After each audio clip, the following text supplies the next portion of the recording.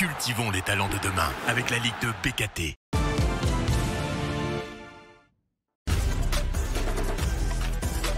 Débutons le résumé de cette journée par l'affiche entre Saint-Étienne 4e et Pau 3e. Un point d'écart entre les deux formations. Les Verts sortent de 2 défaites à domicile. Ils veulent mettre les choses au clair et ça commence parfaitement avec le but de João Ferreira, son premier en Ligue de BKT dès la 2e minute. Saint-Étienne continue à être agressif, récupère des ballons. Les Palois n'arrivent pas à s'en sortir. Irvine Cardona marque le but du 2-0 servi par Joshua Dufus. 3e but de la saison pour Cardona et déjà 2-0 à la 11e minute. Les Verts obtiennent un penalty à quelques minutes de la mi-temps. Il est transformé par Florian Tardieu. 3e but de la saison pour Tardieu et un score de 3-0. Saint-Étienne ne laisse rien au hasard et continue donc à aller de l'avant. Quelle percée d'Irvine Cardona. Il dépasse tout le monde et contré par le gardien. Mais Joshua Dufus a suivi. Voici son 2e but de la saison après en avoir marqué un lors de la première journée au mois d'août. 4-0 pour Saint-Étienne à la mi-temps. Au retour du vestiaire, c'est la même physionomie avec ce nouveau mouvement vers l'avant. Mahmoud Jaber trouve Joshua Dufus pour le doubler. Le joueur anglais venu de Brighton brille dans ce match. 2 buts et une passe décisive. Saint-Étienne a match gagné et marque un but supplémentaire dans le dernier quart d'heure grâce à Zuriko Davitashvili. 5e but de la saison pour le Géorgien et une victoire de Saint-Étienne 6-0.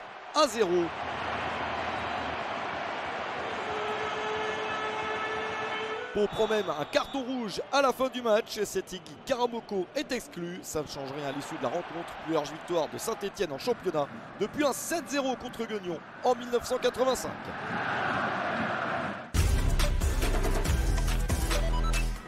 Le leader accueille Amiens 9e. Ça va mieux pour Amiens sur 2 victoires consécutives. Et les Amiénois réussissent à surprendre les stacks avec Ivan Ikiadimi. Il marque son 4e but de la saison à la demi-heure de jeu. Buteur lors de 3 de ses 5 derniers matchs, il est en confiance. Il faut attendre le début de la seconde période pour voir un réveil de l'Estac avec ce penalty transformé par Taoufik Bentayeb. Le Marocain est en confiance. Le meilleur buteur du championnat est encore passé par là pour son 7e but de la saison. Et quitte à en marquer un, autant en marquer 2. 5 minutes plus tard, il s'offre le doublé servi par Merwan Ifnaoui. L'Estac a renversé le score. 10 buts la saison dernière sous les couleurs de Rodez pour Bentayeb et déjà 8 cette saison avec 3.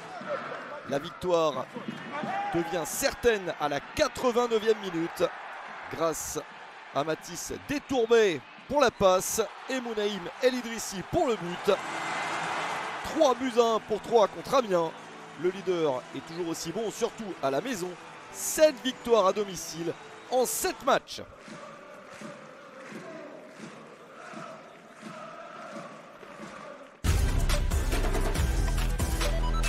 Dunkerque 11e accueille le Red Star 2e. Le Red Star sort de 3 victoires sur les 4 derniers matchs. Mais marque un but contre son camp dès la 9e minute. Dylan Durivo est le dernier à toucher cette balle. Un coup dur pour les Franciliens. Dunkerque doit attendre la seconde période pour se mettre à l'abri. Juste après l'heure de jeu, Anto Sekongo reprend ce ballon de Geoffrey Kondo pour son 4e but de la saison, 2-0. Et 5 minutes plus tard, un but supplémentaire, celui du 3-0 pour Marco Essimi. Erreur du défenseur, Essimi en profite pour son 4e but de la saison. Dunkerque s'impose 3-0. Les nordistes confirment leur amélioration des dernières semaines.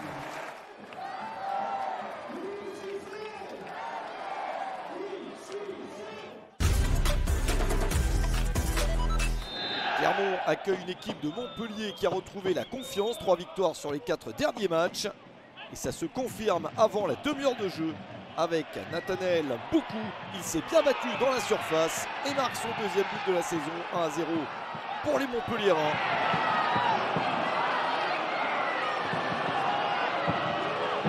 Mais Clermont parvient à revenir juste avant la mi-temps avec le joli travail en solo de Kader Bamba. Il s'offre son troisième but de la saison. L'ancien joueur d'Amiens, de Nantes et de Saint-Étienne change le match. L'espoir est de retour pour les Auvergnats, avec une possibilité de gagner le match dans la dernière demi-heure.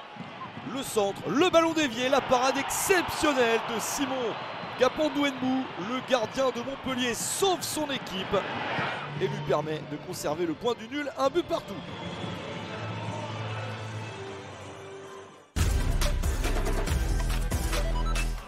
Reims est en perte de vitesse, 2 points sur les 3 derniers matchs et se fait surprendre sur le terrain de Boulogne. Joli mouvement. Noah Fattar trouve Aurélien Platré pour son premier but en Ligue 2 BKT.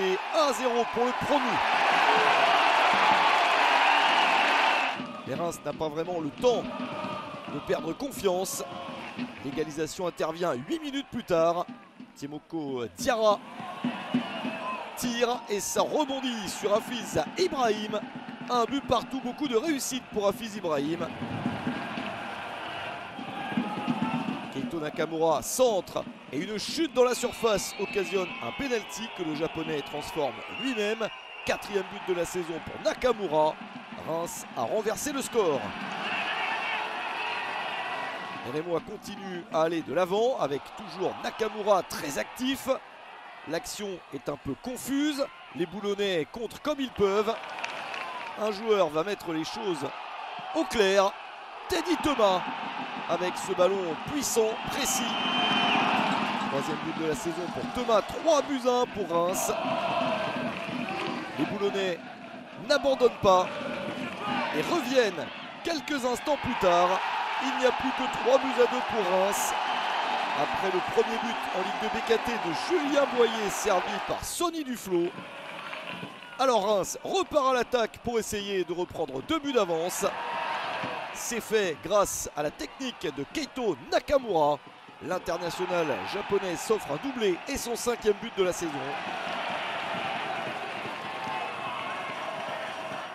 Reims s'adjuge une victoire certaine dès le début de la seconde période grâce à un autre doublé. Celui d'Hafiz Ibrahim. 5-2 pour le stade de Reims.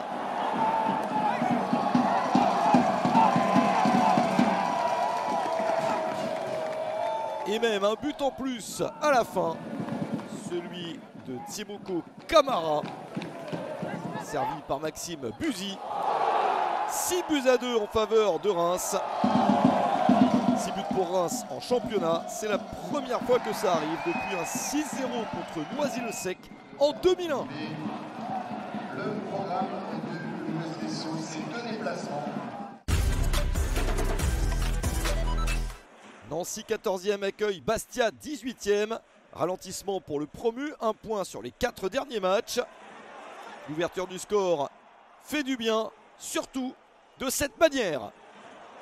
Extérieur du pied droit fantastique de Brandon Bokangu à la 16e minute. C'est son 2e but de la saison, mais celui-ci est très particulier. Le geste est fantastique. Bastia peut revenir avec notamment ce coup franc sur le poteau. Pas de réussite pour Matteo Petrignani. Entré sur le terrain pour la seconde période. C'est son 2e match dans la division. Manque de réussite encore une fois pour l'équipe corse. Battue car Nicolas Saint-Ruf, le capitaine de Nancy, libère son équipe dans le temps additionnel grâce à un 3e but cette saison. Nancy s'impose 2-0 face au Sporting.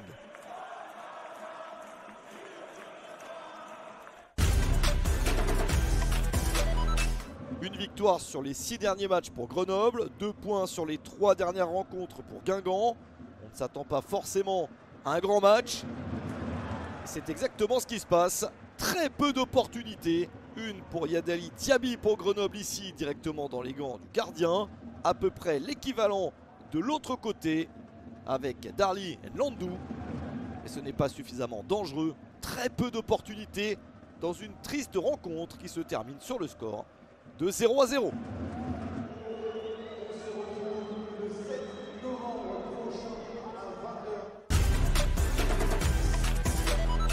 2 points d'écart seulement entre Rodez 13e et Annecy 8e. Les Ruténois peuvent donc doubler leur adversaire en cas de victoire.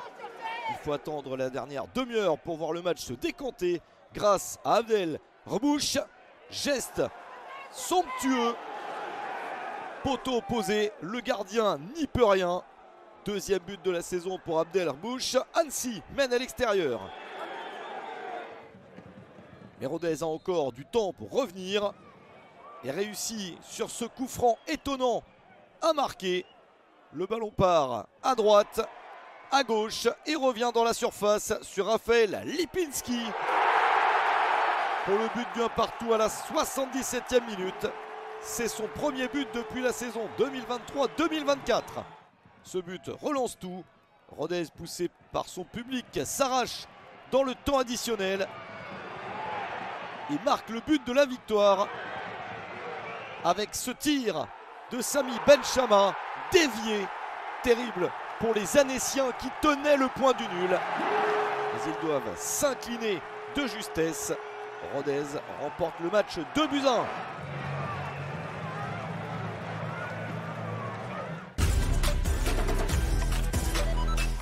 On termine par le match entre Laval 17e et Le Mans 7e. Les Manceaux sont sur 6 matchs sans défaite, 3 victoires et 3 nuls. La confiance se voit dans ce type de geste. Quelle frappe de Martin Rossignol. Il se souviendra longtemps de son premier but en Ligue 2 BKT. Le Mans mène sur le terrain de Laval. Les Tangos sont en grande difficulté, 1 point sur les 5 derniers matchs. Mais insistent pour au moins égaliser, peut-être avec Mamadou Camara. Parade de Nicolas Kossic.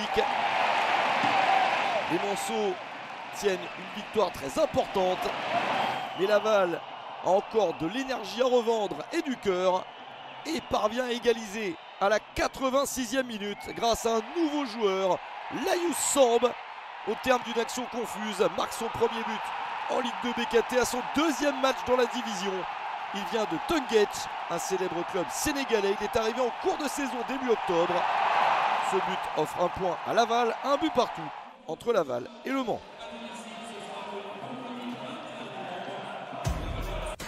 30 buts ont été inscrits au cours de cette journée, 5 victoires à domicile, 3 nuls et 1 victoire à l'extérieur, celle de Reims à Boulogne.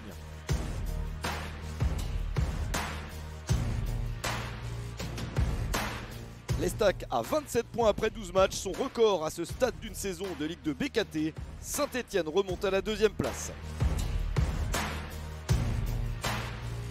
Seul Annecy a gagné dans cette partie de tableau, les 3 derniers n'ont pas bougé. De choc lors de la prochaine journée, le Red Star 3e accueille Saint-Etienne 2e et Pau 4e jouera contre Troyes, le leader.